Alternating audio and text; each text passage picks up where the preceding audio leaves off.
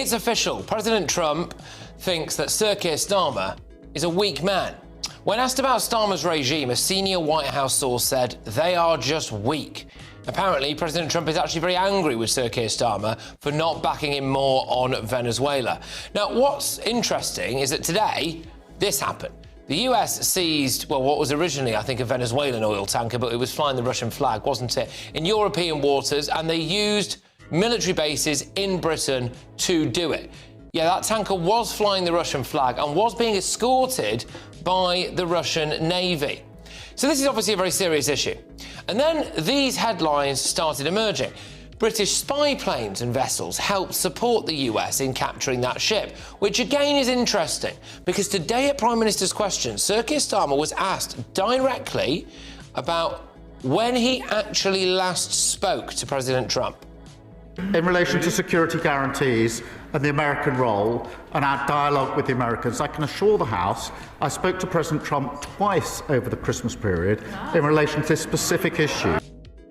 So what that is, if you actually realise what he's genuinely saying there, is that despite Venezuela, despite Greenland, despite yesterday's meeting of the Coalition of the Willing, and saying that he'll put British boots on the ground in Ukraine, and despite Trump using British military bases to capture a ship off the coast of Britain in conjunction with the British military, President Trump apparently hasn't felt the need to speak directly to our human rights lawyer-in-chief.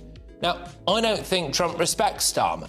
It happened on live television, and the fallout is still echoing through the halls of Westminster.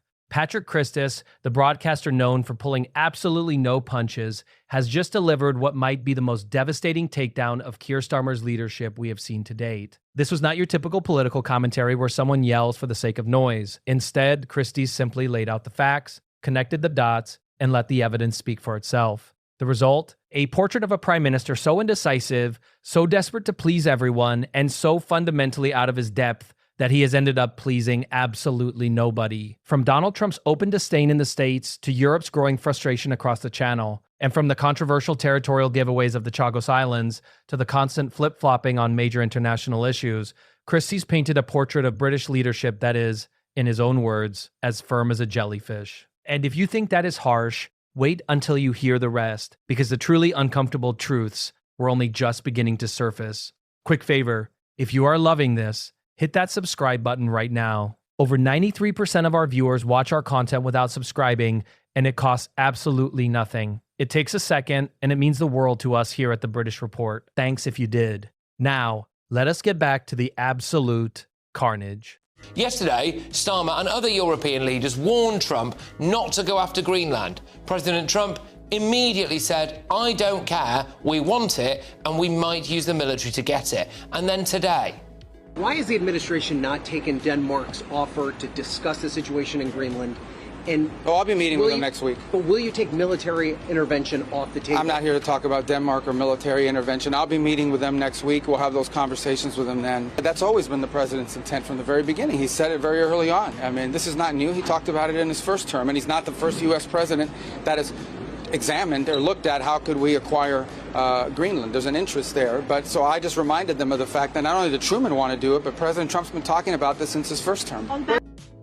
the Americans said that they will meet Denmark to discuss Greenland next week. Well, the UK and the EU are just being completely ignored, aren't they? And what's worse is that I don't think that Trump trusts Starmer. To understand why Patrick Chris's monologue went so viral, you have to look at the sheer precision of the timing. We are now well into 2026, and the honeymoon period for this Labour government hasn't just ended. It has been filed away in the archives of ancient history. Christys opened his broadcast with a premise that resonated with millions, that Britain currently has a prime minister who is essentially a political weather vane.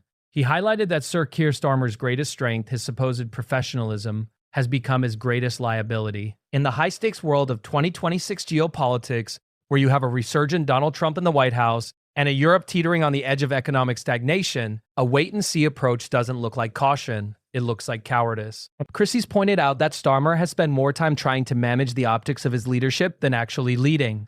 Think of it like a captain of a ship, who is so worried about the paint job that he forgets to check the compass while heading straight for an iceberg. Christys' analogy was even sharper. He described Starmer as a man who wants to be everything to everyone, but ends up being nothing to anyone. Whether it is the cost of living or the boats in the channel, the lack of a firm hand is becoming impossible to ignore. One of the most punchy parts of the Christys takedown involved the special relationship, or what is left of it. With Donald Trump back in the Oval Office and making headlines with his Don Roe doctrine and suggestions of annexing Greenland, the world is looking for strong partners. But as Christys noted, Trump seems to view Starmer not as a peer, but as a minor nuisance. The Americans are also very worried about this. Also know that there have been infringements on free speech that actually affect not just the British. Of course, what the British do in their own country is up to them, but also affect American technology companies and by extension, American citizens. And they are certainly very worried about this. I was talking with a friend recently, and we were talking about, one of the big dangers in the world, of course, is nuclear proliferation, though, of course, the Biden administration doesn't care about it. And I was talking about, what is the first truly Islamist country that will get a nuclear weapon? And we were like, maybe it's Iran, maybe Pakistan already kind of counts. And then we sort of finally decided maybe it's actually the UK, since Labour just took over. Christys brought up the recent dangerous warning Trump issued regarding the UK's deepening trade ties with China. While Starmer was in Beijing trying to have tariffs on Scotch whiskey and secure visa-free travel, Trump was on camera calling the move very dangerous and suggesting that Canada and the UK were playing a losing game. Starmer's response? He claimed Trump was probably talking more about Canada. Christys absolutely skewered this. He pointed out the absurdity of a British prime minister essentially hiding behind the shadow of Mark Carney in Canada just to avoid a direct confrontation with the US president. It is the political equivalent of a younger brother saying he wasn't hitting me, he was hitting the air near me. The humiliation was palpable. Christys argued that by trying to hedge between Washington and Beijing, Starmer is leaving Britain isolated. We are becoming the wallflower at a party where the two biggest guys are starting a fistfight. Transitioning from the global stage to territorial integrity, Chris has moved on to what many are calling the Chagos surrender. This has become a massive thorn in the side of the Starmer administration. The deal to hand over sovereignty of the Chagos archipelago to Mauritius has been described by the opposition as an act of total weakness, and Christys didn't hold back. He highlighted the legal quagmire the government has found itself in. On one hand, you have the 1966 treaty with the US that ensures British sovereignty over the base at Diego Garcia. On the other, you have Starmer's 2025 agreement that says Mauritius is sovereign. It is a mathematical impossibility. You cannot have two sovereign owners of the same rock. Christys mocked the government for lowering themselves into a corner, suggesting that Starmer's background as a human rights lawyer has left him more concerned with international pats on the back than British national interest. The most biting part, the revelation that Donald Trump has reportedly called the deal an act of great stupidity. Christys pointed out that even as Starmer tries to play the international law card, he is alienating our most important security partner. It is a surrender that hasn't even bought us any goodwill. Chris's one-liner here was a classic. Starmer is the only man who could give away a colony and still end up with a bill for the postage. Yeah, I mean, one of the things I'm very keen not to do here, right, is to try to talk Britain down. I'm not talking Britain down. We are not a weak country. I don't think that the people watching and listening to this now are weak people. I don't think, people in the studio are necessarily weak people at all. But I do think, and the Americans think, that we have a very weak Labour leader and government. And that ultimately is bad for Britain. Let's remember, a few years ago, Keir Starmer and basically the whole cabinet slagged Donald Trump off terribly. I mean, there's 3 or 4 videos that I've seen of Keir Starmer saying bad things about Donald Trump. Now, of course, I don't believe Donald Trump likes Keir Starmer at all. I said it on another show on this channel a few days ago. I believe he despises Keir Starmer, but because we're allies and we have to work together, he plays for the cameras and he does what he has to do, the minimum.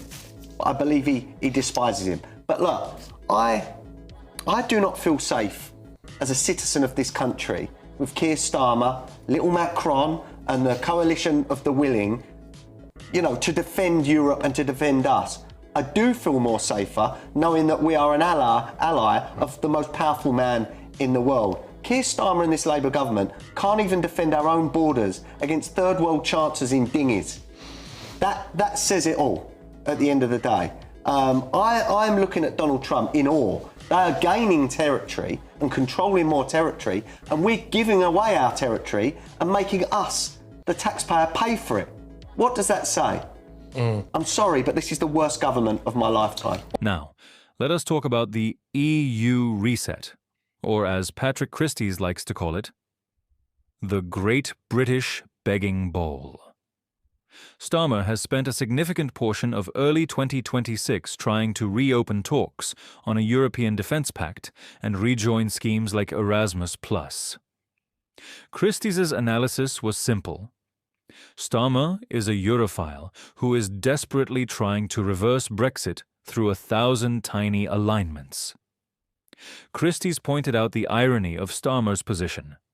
He wants closer ties on security and trade, but the EU has already started setting a high price for entry. France, in particular, has been blamed for the breakdown of the safe defense fund talks. Christys mocked the Prime Minister for being the rejected suitor of Europe. He's standing outside the EU's window with a boombox, but they've already changed the locks and started dating someone else. The analogy Christys used was perfect.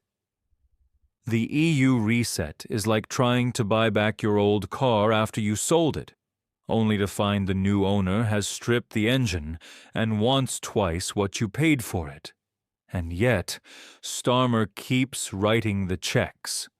Christys argued that this one-sided romance is making Britain look desperate on the world stage, especially when we are simultaneously trying to keep Donald Trump happy.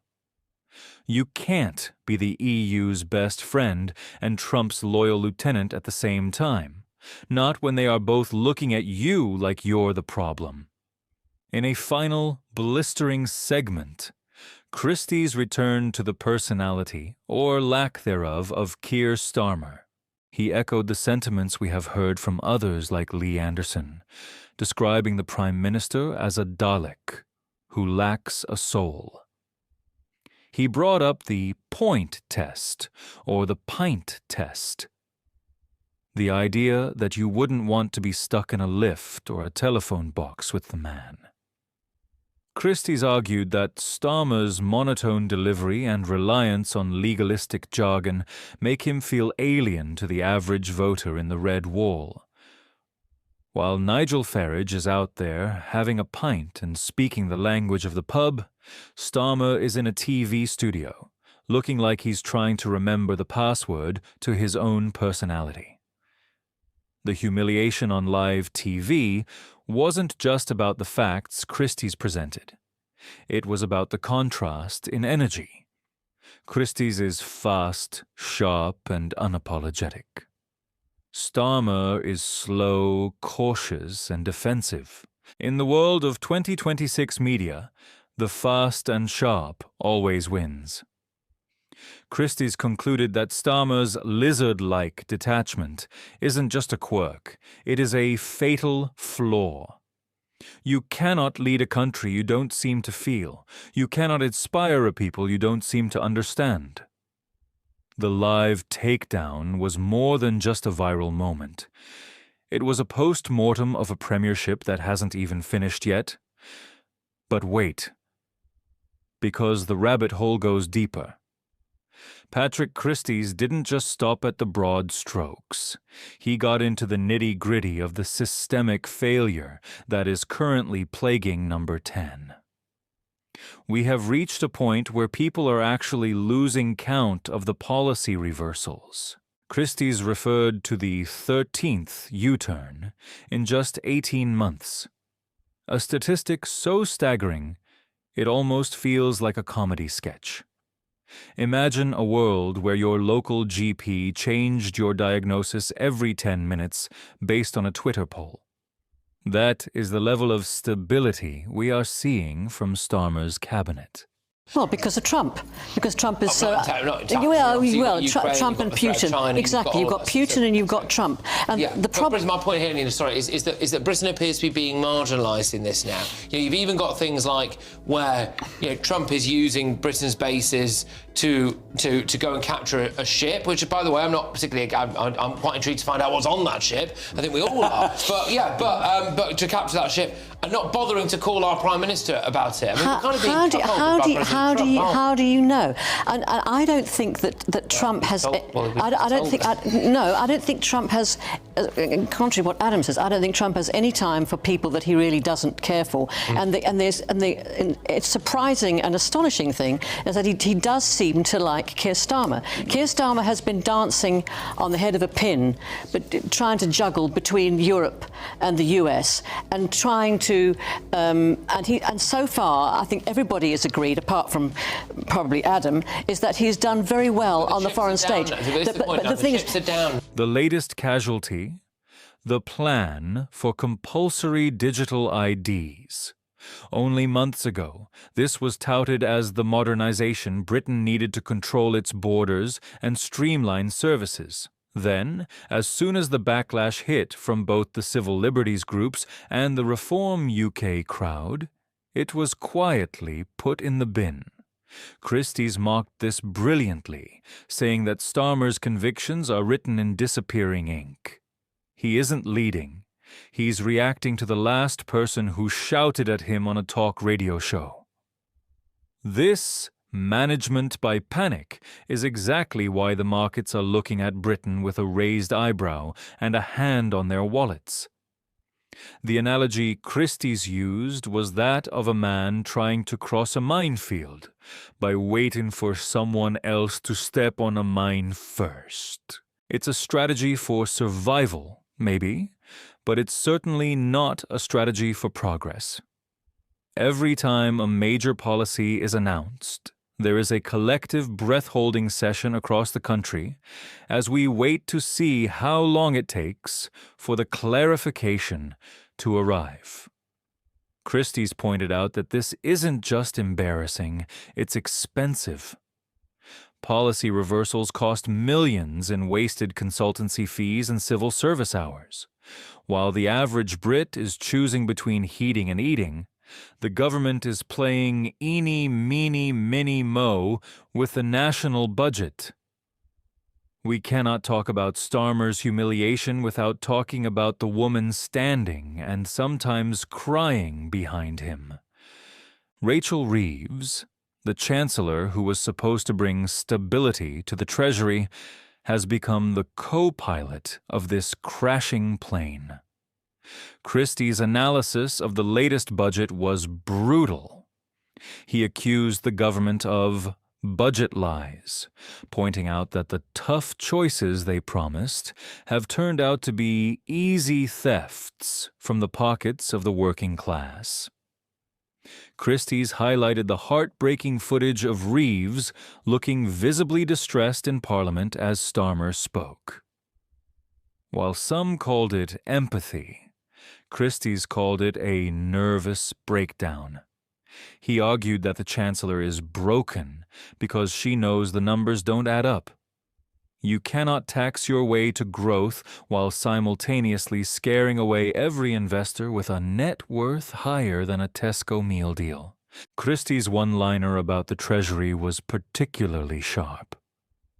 Reeves has turned the British economy into a game of Monopoly where the bank is bankrupt and all the houses are being given away for free. The impact on the Red Wall has been catastrophic. These are communities that were promised a New Deal and instead got a raw deal. Christys spoke to the viewer directly, asking how much longer Starmer could cling on to power while his own team is falling apart on national television. It isn't just about the PM going nuts. It's about a government that has lost the mandate of the very people it claims to serve. When your Chancellor is in tears and your PM is calling everyone who disagrees with him a conspiracy theorist, you aren't in a government. You are in a crisis.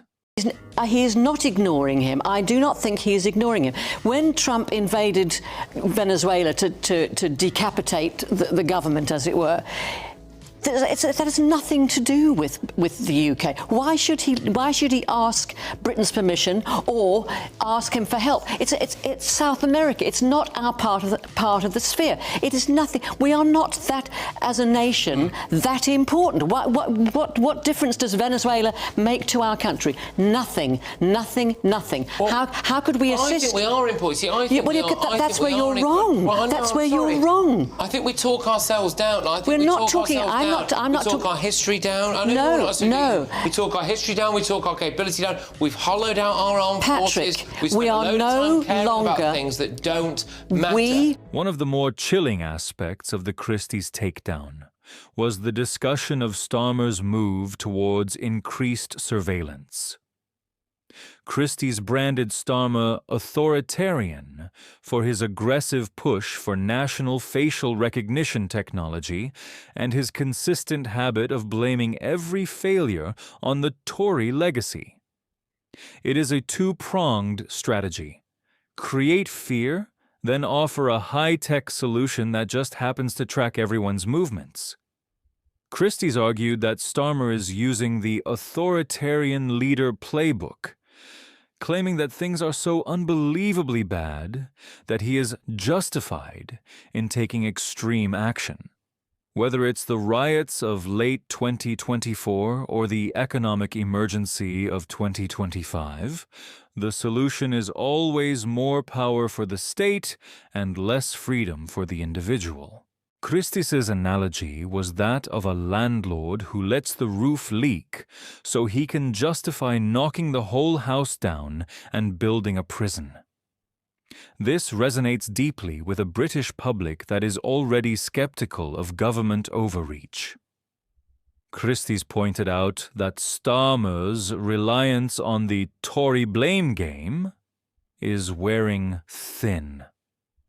After 18 months, you can't keep blaming the previous tenants for the fact that you've set the curtains on fire. The jellyfish is trying to look like a shark, but the only people getting bitten are the ordinary citizens whose privacy is being eroded in the name of safety. While Starmer is going nuts in Downing Street, the real story is what is happening in the polls. Patrick Christys highlighted a seismic shift that has left the political establishment in a state of absolute panic. For the first time in history, Reform UK isn't just protesting, they are dominating. Recent MRP polling from January 2026 suggests that if an election were held tomorrow, Nigel Farage wouldn't just be in Parliament, he'd be in number 10 with a majority. That is an astonishing claim. Keir Starmer has brought that back up again. Yes, he has. He has, by being around the world and talking to people and making sure that they know that Britain is not in the hands of... By giving away our own territory and making their own people pay for the privilege. That the whole thing about the Chagos Islands is done because of America. You understand that? Because of the American base there. Do you understand? No, the thing was with international law, we didn't... That was going to be up to question. Now we do have power over it, but it's all down to America because of the American base. Christys's breakdown of these numbers was a hammer blow to the Labour ego. Labour has slumped to a pathetic 17%, putting them in 6th place in some projections, behind even the Greens and the SNP. Imagine that. A party that won a landslide in 2024, potentially being reduced to 41 seats in 2026. Christys described it as the greatest electoral collapse in British history. It turns out that when you govern like a Dalek and treat the public like wrong-uns, they eventually find someone else to vote for. The red wall seats that Starmer fought so hard to win back are now turning a deep shade of reform teal. Christys pointed out that people in places like Ashfield and Warrington aren't just floating over the issues, they are sinking. They see a prime minister who is adrift, as one focus group participant put it, and they are looking for a life raft. Christys joked that Starmer is so toxic that even polonium looks at him and runs away. It's a joke with a very sharp point. The Labour brand has become radioactive in the very heartlands it needs to survive. The humiliation isn't just limited to England. Christys touched on the shockwaves coming out of Scotland. In a historic first, Reform UK is now the second-placed party in Scottish voting intentions for Holyrood. Think about that for a second. In a nation where Labour and the SNP have fought for dominance for decades, a radical right party, as The Guardian calls them, is now the main challenger.